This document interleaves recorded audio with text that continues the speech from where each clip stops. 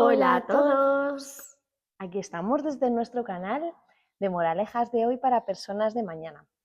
Hoy desde un lugar muy especial para nosotras, que es una de las joyas de nuestro pueblo, de las Navas del Marqués. Y esa joya es el Castillo Palacio de Magalia. Hoy os vamos a contar este cuento que trata de cómo nació las Navas del Marqués. Así lo vais a conocer un poco más. Eso es. El texto y las ilustraciones están escritas y hechas por Fernando Corella, con la colaboración de Cristina Herranz. Pues vamos a empezar, Clara, a contar esta historia. Así nació Las Navas del Marqués.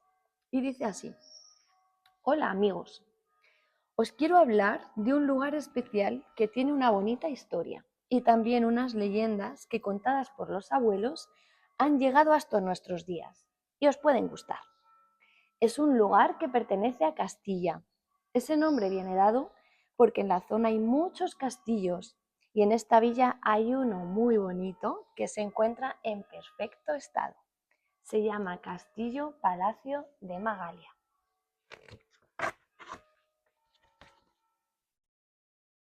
El castillo lo construyeron hacia 1540 Pedro Dávila y Zúñiga y María de Córdoba.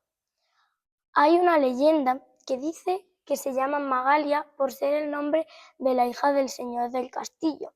Luego te contaré la leyenda. El escudo que hay en la fachada es el escudo actual del pueblo. ¿Sabías que ese escudo tiene más de 1000 años? El escudo de los Dávila ya lo utilizaba Esteban Domingo el Viejo, quien llevaba los 13 roeles de los Dávila en su escudo. El rey Alfonso VI mandó conquistar Ávila, Segovia y Salamanca a Raimundo de Borgoña y otros nobles, entre ellos a Esteban Domingo. Ahí portando el escudo que hoy es el escudo de las Navas del Marqués. Y es que hace cientos y cientos de años no había casi habitantes en estas tierras, solo pastores que de vez en cuando en su viaje se asentaban durante pequeños periodos de tiempo para descansar y recuperar fuerzas. Tenemos la suerte de que algunas tumbas de piedra de estos primeros pobladores todavía existen y las podemos ver. Preguntad a los mayores dónde están. Un poco más adelante en el tiempo, esos pastores comenzaron a hacer casas para vivir allí. Vivían del ganado y de lo que encontraban en el bosque, leña para calentarse y caza para alimentarse. Los descendientes de Esteban Domingo fueron cada vez más importantes, hasta que en 1533 el emperador Carlos V le da el título de Marqués de las Navas a Pedro Dávila y Zúñiga. Desde entonces, esta villa empieza a llamarse Las Navas del Marqués. El primer marqués de las Navas, además del castillo, mandó construir el convento de Santo Domingo y San Pablo. La obra fue muy larga y la acabaron su hijo Pedro Dávila y Córdoba y su esposa Jerónima Enríquez. Por eso están en la fachada sus escudos. Por cierto, en 2004, cuando se restauró el convento, dejó de ser propiedad de la iglesia. Ahora es propiedad del ayuntamiento, es decir, de todo el pueblo. Y esta es otra de las joyas que tenemos en el pueblo y se puede visitar, muy cerquita de aquí. Lo que sí terminaron los primeros marqueses fue la iglesia parroquial de San Juan Bautista, aunque ya existía una construcción anterior. Fue en este lugar donde se casaron los segundos marqueses de las Navas, Pedro Dávila y Córdoba y Jerónima Enríquez de Guzmán. La ermita del Santísimo Cristo de Gracia existía desde finales del siglo XV, aunque es en el siglo XVI cuando la Cofradía de los Ganaderos empieza a celebrar las primeras fiestas patronales en honor al Cristo de Gracia, con misas, procesiones y bailes, como el tradicional baile de A3. Y en unos días empezamos las fiestas.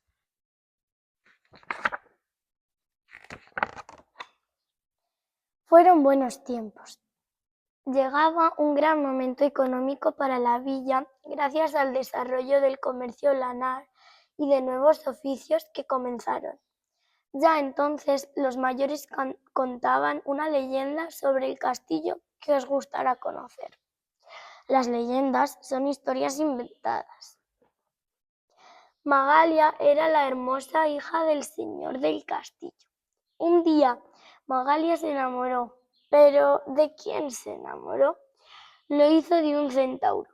Era mitad hombre y mitad caballo. El centauro venía a visitarla todas las noches a través de uno de los pasadizos del castillo. Una de esas noches, el padre de Magalia les descubrió. Escandalizado, se opuso al amor de su hija con el centauro. Magalia no hizo caso de la prohibición de su padre y se fugó con el centauro.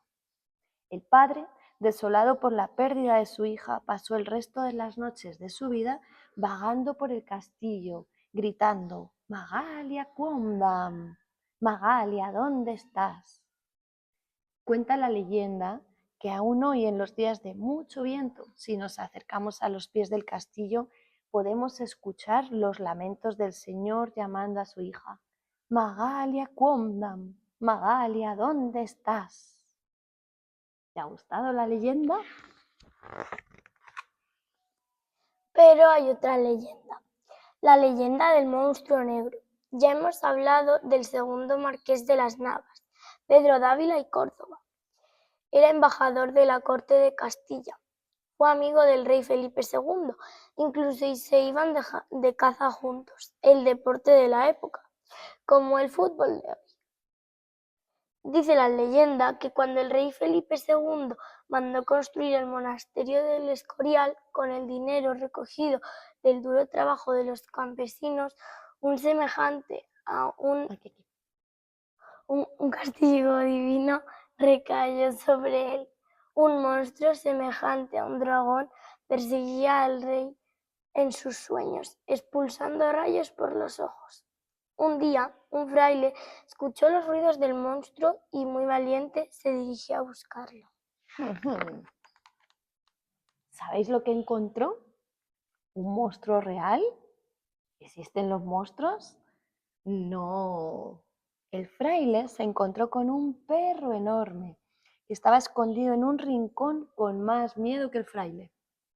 Era el perro del segundo marqués de las Navas, que al separarse del grupo de cazadores se perdió por los sótanos del Escorial y dio lugar a esta leyenda. Ya sabéis, no debéis separaros nunca del grupo. Los nietos de Pedro Dávila y los nietos de sus nietos siguieron viviendo en el castillo hasta el siglo XIX, cuando uno de los marqueses se casó con Ángela Pérez de Barradas, duquesa de Medinaceli. Ángela hizo que su residencia en las Navas fuera el chalet de recreo, con su casa de madera, el lago y la atalaya contra incendios, la atalaya Eiffel. Eran los orígenes de Ciudad Ducal. Ángela había viajado por todo el mundo y se trajo desde Francia la idea de crear una fábrica de resinas y consiguió que el ferrocarril pasara cerca para transportar los productos de la resina. De las viviendas de los trabajadores surgió el barrio de la Estación. Años después, los descendientes de la duquesa vendieron todo el término a la Unión Resinera Española. Hay que decir aquí que otra de las joyas que tenemos en las Navas del Marqués es este pinar maravilloso que rodea todo el término de donde se extrae la resina. A partir del año 1900, las familias que podían permitírselo comenzaron la costumbre de veranear en la sierra. Era un beneficio para la salud. Grandes escritores y artistas vinieron entonces, como el escritor Aniceto Marinas, El escultor, el pintor José Garnela, que fue maestro de Picasso, o el premio Nobel Vicente Aleixandre, quien descubrió aquí la poesía en el verano de 1917, cuando tenía 19 años. ¿Y el colegio público del pueblo? lleva Sí, su nombre, ¿no? sí. Vicente Alexandre. Esa costumbre se popularizó y Las Navas del Marqués es hoy un referente como lugar ideal de veraneo, lo que ha producido un gran crecimiento del turismo, que puede disfrutar de sus paisajes, sus monumentos y su clima. Conoce las rutas que señalan los lugares de esta historia. En la oficina de turismo te facilitarán todos los planos que necesites. El año 2017 fue muy importante para Las Navas del Marqués. El ayuntamiento pasó a ser el único dueño de Montes de las Navas, que en el año 2000 había comprado el término municipal en manos de la antigua resinera y un banco. Hoy todo el término es nuestro. Te invitamos a cuidar sus árboles, sus fuentes y sus animales para que todos lo podamos disfrutar. Y colorín colorado, Este cuento se ha acabado. esperamos que hayáis disfrutado con la historia. Y si tenéis más curiosidad, vengáis a visitar las Navas del Marqués y adentraros en todas estas joyas y paisajes. Pues, Adiós. adiós.